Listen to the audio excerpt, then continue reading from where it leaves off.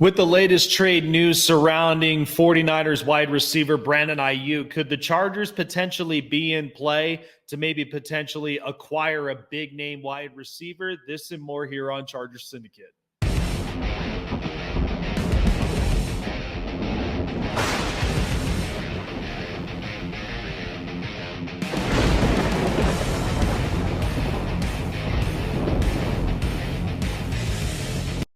What is going on, you guys? Jake Silva here on Chargers Syndicate, giving you everything, all LA Chargers news and more. If it is your first time here on the channel, I encourage you guys to like, subscribe, hit the bell button, keep you up to date on future past videos.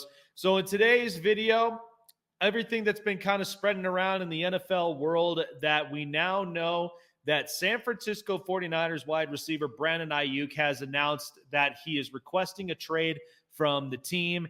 And the Chargers could potentially be up in play in some kind of situation like this. So Brandon Aiyuk, as we kind of know moving forward with what's been happening lately with the 49ers and contract negotiations, Brandon Aiyuk wants to potentially be with the team, but as long as the contract negotiations are fair, looking at the asking price and then, of course, the longevity run with him being there upon the team. Now, Brandon Aiyuk is 26 years old, so we know that there's a part of him that is still young, but at the same time, they want to keep the consistency of his production at a very, very high rate. And so looking at Brandon Aiyuk's career since 2020 and has only been in the league for potentially now his fifth season coming up, we know that he's got his player option and such. But Brandon Aiyuk has shown a lot of the numbers as to why he is a solidified number 2 receiver for multiple reasons.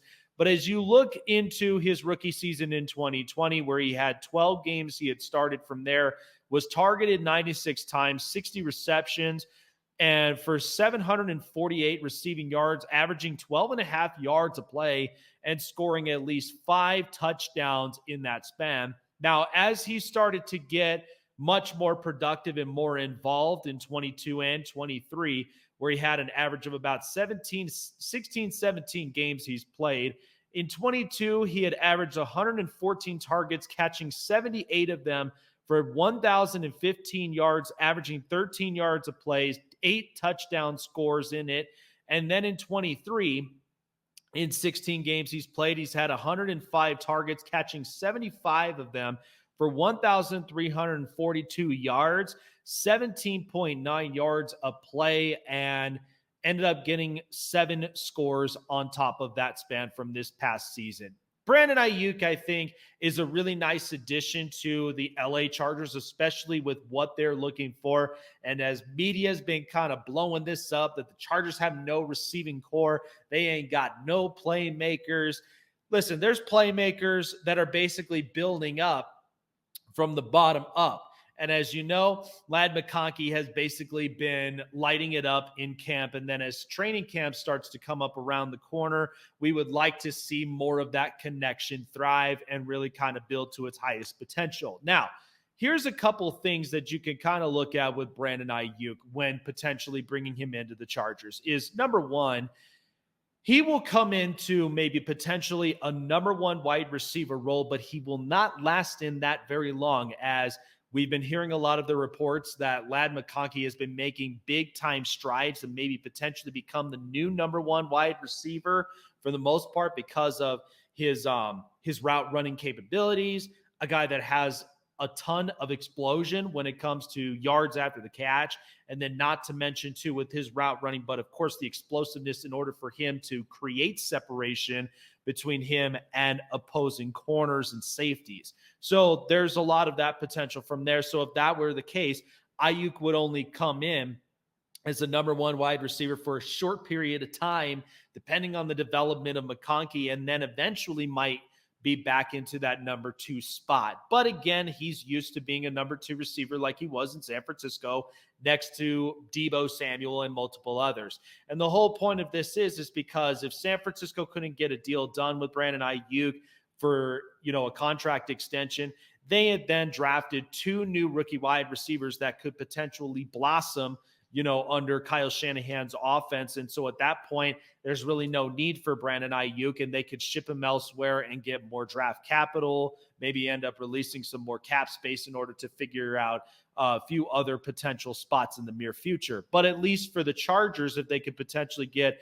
another offensive weapon, you can't go wrong with it. Helps out Justin Herbert, and especially too for fantasy football reasons, that if you even bring in a guy like Brandon Aiyuk, Justin Herbert's fantasy stock could potentially end up going up and could, be a very nice connection, considering the fact that Herbert is more than capable of throwing the deep ball, and Aiyuk has that kind of separation, and he has the kind of hands where he can go up and he can be a big time playmaker. Now, as the odds kind of stand right now with Brandon Aiyuk and potentially new teams that could be involved, right now the Pittsburgh Steelers lead the way at a plus 400 odds, so a 20% implied probability that they could end up making a trade for him. The Chargers are also right behind them at a plus 425, which is kind of something that you would expect for, a team like the Chargers, who are really looking for some wide receiver help. And at the same time, with the help of their development, then there's the Patriots, the 49ers, the Cardinals, the Commanders, Broncos, Cowboys, and then the rest of the field right on afterward. So this is kind of an interesting breakdown, in my opinion, if this were the case, that if Joe Ortiz really can make this work and potentially get a guy like Brandon Aiyuk, the question of it is, what's the price going to cost? Because Aiyuk is going to want to go into a situation that once he gets traded, and since he's up and in that fifth-year option, he's going to want a contract extension to stay. So this is kind of the situation that, however, the Chargers may end up playing their cards. My gut feeling is that if you go and you try to acquire a guy like Brandon Aiyuk, San Francisco's got some needs, and they may end up wanting to really kind of complement it. At the same time, their asking price would end up solidifying this. They may ask for, another edge rusher after they let go of Eric Armstead and also a couple of others, because they want somebody that could beautifully pair up with Fred Warner and with Nick Bosa and multiple others on that defensive front. So they probably will end up having to look into an edge rusher, maybe potentially to fill in that spot. And then, of course, some draft picks as well. So this is kind of a hefty projection, and at the same time, kind of a hefty prediction too, of if the Chargers were to make this happen.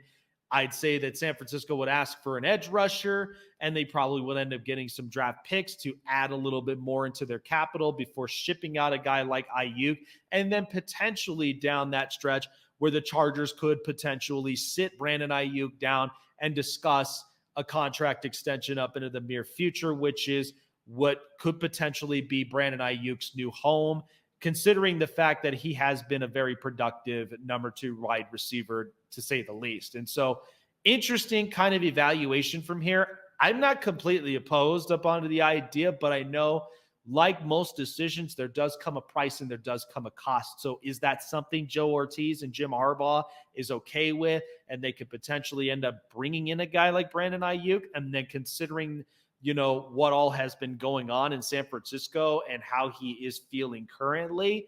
Sometimes those are a lot of those factors that could add into the entirety of this whole matter and situation. That's going to do it here for me on Charger Syndicate. Like, subscribe, hit the bell button, keep you up to date on future past videos. We'll see you guys on the next video upload here on Charger Syndicate. Take care, you guys, and remember to bolt up.